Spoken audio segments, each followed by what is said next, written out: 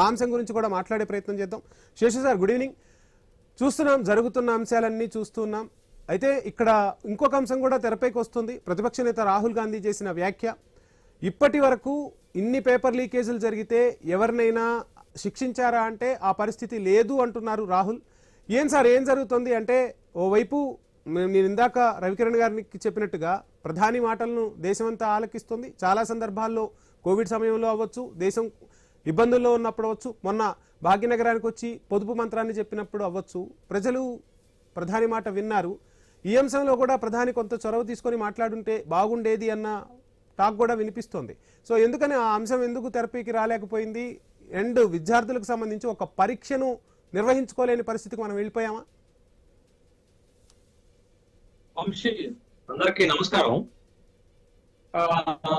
Neat paper leakage విషయంలో గత 3 రోజులుగా జూలై 20, 21, 22 ఢిల్లీ నుండి హైదరాబాద్ వరకు దేశవ్యాప్తంగా జరుగుతున్నటువంటి పరిణామాలు, సంఘటనలు చూస్తే అసలు విషయము పక్కదారి పట్టిపోయినట్టుగా కేంద్ర ప్రభుత్వం ఏం కోరుకుంటుందో అదే జరుగుతున్నట్లుగా స్పష్టమవుతుంది.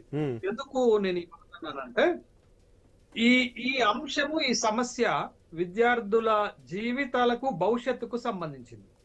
కానీ సక్సెస్ఫుల్ గా దేశంలో రాజకీయ పార్టీలు ఈ అంశాన్ని ఓ రాజకీయ అంశంగా, పార్టీలకు సంబంధించిన అంశంగా మార్చివేశాయి. కాబట్టి ఇష్యూ పక్కదారి బట్టి పొలిసైజ్ అయిపోయింది. అంటే రాజకీయ ఒక పొలిటికల్ టర్న్ తీసుకున్నటువంటి అంశంగా మారిపోయింది. అప్పుడు సమస్యకి పరిష్కారం దొరకదు, సమస్య పైన వాస్తవిక అంశాలపైన చర్చ జరగదు అనేటటువంటి విషయాన్ని మనం గమనించాలి. ఇది జరుగుతున్న పరిణామం. ఇక ఇక్కడ మనకి మౌలికంగా వచ్చేటటువంటి ఒక ప్రశ్న ఏంటంటే, మే 12 నాడు ఈ నీట్ ప్రశ్నపత్రము లీక్ అయిందని ఎన్టీఏ ఒక ప్రకటన చేసింది, రద్దు చేస్తున్నాము పరీక్షని అని.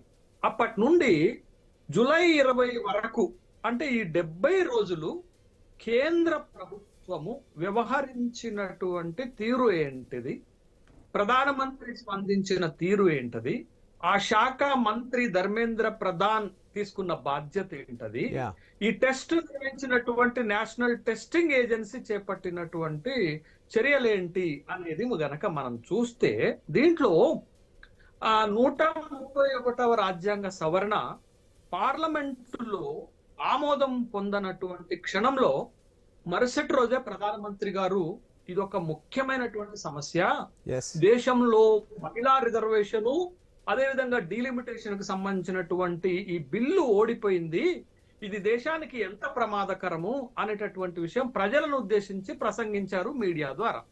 అంటే ఒక సమస్య వచ్చినప్పుడు ఆ సమస్యను తీవ్రతను చెప్పటానికి ప్రధానమంత్రి గారు ఎంచుకున్నటువంటి ఒక మార్గం.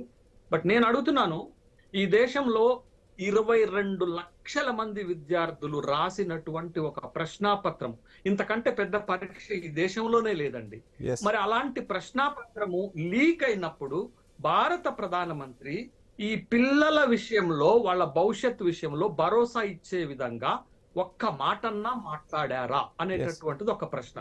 రెండోది, నిన్నటి రోజున అంటే జూలై 21 నాడు ప్రధానమంత్రి గారు ఎన్డీఏ పార్లమెంటరీ బోర్డు సమావేశంలో ఈ అంశం గురించి మాట్లాడాడు తప్ప, దేశ ప్రజలను ఉద్దేశించో, దేశంలో ఉన్న విద్యార్థులకు భరోసా కల్పించే విషయంలో ఒక్క మాట మాత్రంగానైనా మాట్లాడలేదు అనేటటువంటి ఒక అభ్యంతరం వ్యక్తమవుతుంది సాధారణ ప్రజానీకం నుండి, విద్యార్థుల నుండి. రాజకీయాలు ఎట్లన్నా ఉండనియండి, రాజకీయ అంశాలు ఏమనియండి, అవి పక్కన పెడదాం కొద్దిసేపు.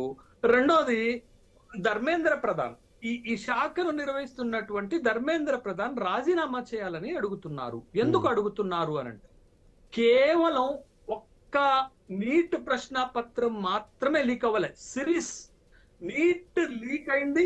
నెక్స్ట్ సిబిఎస్ఈ మూల్యాంకనంలో లోపాలు బయటపడ్డాయి.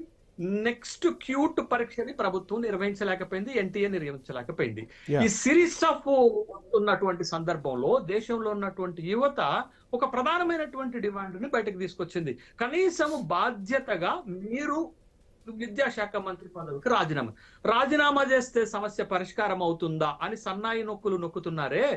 పరిష్కారం అవుతుందా అనేది కాదు, ఏందనంటే ఒక భరోసా కల్పించినట్టు, ఒక బాధ్యత తీసుకున్నట్టు. రాజీనామా చేస్తే ఒక బాధ్యత తీసుకున్నట్టు, ప్రజల పక్షాన మా ప్రభుత్వం పనిచేస్తుందని ఒక నమ్మకాన్ని కల్పించినట్టు, అన్నిటికంటే ముఖ్యమైనది ఒక సత్సంప్రదాయాన్ని నెలకొల్పినట్లు అవుతుంది. ఇవాళకి తులసిరెడ్డి గారు తన స్పీచ్ తన మాటలో 1956లో ఎందుకు లాల్ బహదూర్ శాస్త్రి రిజైన్ చేశారు ఈ రోజు కూడా మాట్లాడుతున్నారంటే అది ఒక గొప్ప సంప్రదాయం కాబట్టి మాట్లాడారు. అట్లాంటి బాధ్యత ఒక ప్రజాప్రభుత్వం, ఒక ప్రజాస్వామిక ప్రభుత్వం తీసుకోవాల్సినటువంటి అవసరం ఉన్నటువంటి దాఖలాలో ధర్మేంద్ర ప్రధాన్ని రాజీనామా చేయాలని కోరుతున్నారు. బట్ ఈ రోజు వరకు కూడా ఆ బాధ్యత తీసుకోకపోవటం వల్ల, అంటే సమస్యని ఈ 70 రోజుల్లో ప్రభుత్వం కరెక్ట్ గా అడ్రస్ చేసి ఉంటే, సమస్య పరిష్కారం కోసం ప్రయత్నాలు చేసేటువంటి సందర్భం ఉంటే ఇంత గందరగోళం, ఇంత పొలిసైజ్ అయ్యే అవకాశం ఉండదు కదా. ఇక్కడ ఇంకొక పాయింట్ ఏంటంటే 2026లో కాక్రోచెస్ వచ్చాయి, లేకపోతే సోనం వాంగ్చుంగ్ లాంటి వాళ్ళు వచ్చారు, లేకపోతే విదేశీ శక్తులు వచ్చాయి, లేకపోతే పాకిస్తాన్ ఏజెంట్లు వచ్చాయి.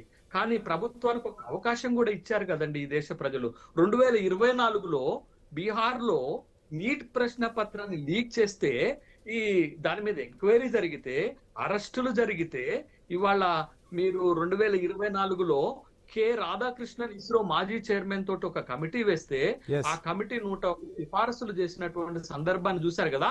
ఆ రోజు ప్రజలు ఓర్చుకున్నారు కదా, విద్యార్థులు ఓర్చుకున్నారు కదా. బట్ ఇప్పటికి 4 సార్లు 2019, 2021, 2024, 2026 4 సార్లు నీట్ ప్రశ్న పత్రాలు లీక్ అవుతుంటే ప్రశ్నించరా, ఆందోళన చెందరా, బాధ వ్యక్తం కాదా అనేటటువంటి ప్రశ్నకు ప్రభుత్వాలే కదా సమాధానం చెప్పాలా.